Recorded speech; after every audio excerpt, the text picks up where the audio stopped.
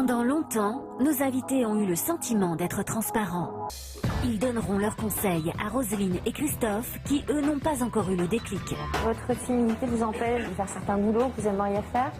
Je voudrais faire des conférences et ça m'empêche de pouvoir le faire. Parce qu'il faut parler devant beaucoup de monde et ça, je ne peux pas. Ils en avaient assez de passer inaperçus. C'est toute une histoire aujourd'hui.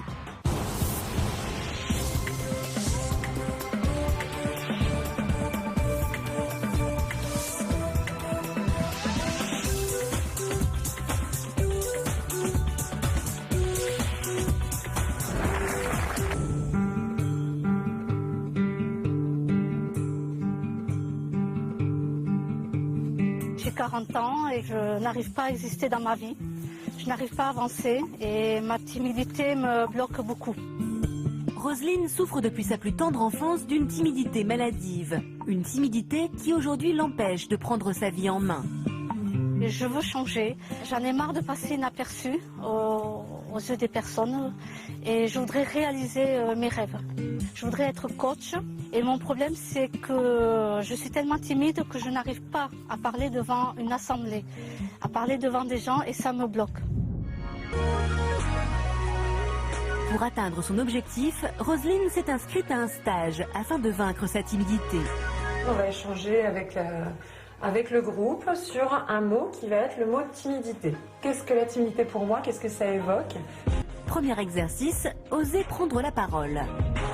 Pour moi, la timidité, donc c'est des situations où on va être un peu pris à défaut. C'est au tour de Roselyne. Qu'est-ce que la timidité pour toi? On peut couper. On peut couper un peu. Cette première prise de parole est difficile pour Roselyne, mais elle va tenter de se surpasser. Je ne sais pas comment l'expliquer parce que moi je le vis donc je ne sais pas, devenir tout rouge. D'accord. Physiquement, ça peut être devenir tout rouge, quoi d'autre? Je sais pas, c'est être timide quoi, je sais pas. Deuxième exercice, le face-à-face. Chaque timide va devoir s'exprimer face à un coach. Comment tu te sens déjà, là, tout de suite? Ça peut aller. Ça peut aller? Ouais.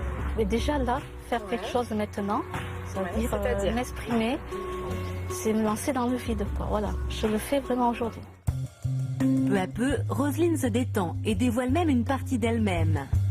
Avant j'étais toute mince, je m'occupais de moi, je me maquillais, je me coiffais, je m'habillais bien. Il est 13h, c'est l'heure de la pause déjeuner. Les timides vont-ils en profiter pour faire connaissance entre eux? Roselyne commence par s'installer au bout de la table. Au fil du repas, la discussion commence à prendre entre les participants.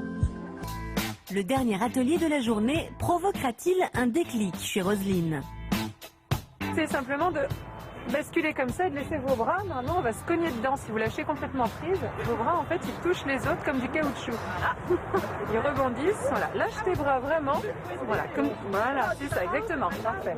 Au programme, relaxation et lâcher prise. Le but du yoga, c'est vraiment de crier, de lâcher tout ce qu'on a. C'est pour ça qu'on est à la plage. Sauf que ça va demander des ressources, c'est-à-dire qu'il va falloir faire abstraction qu'il y a des gens autour. Premier essai pour le cri du yoke. Vous êtes prêts? 1, 2, 3. Après cette journée, Roselyne a encore du mal à s'intégrer dans le groupe.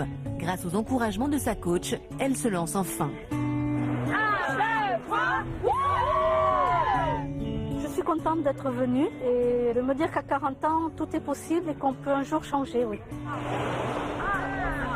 1, 2, 3.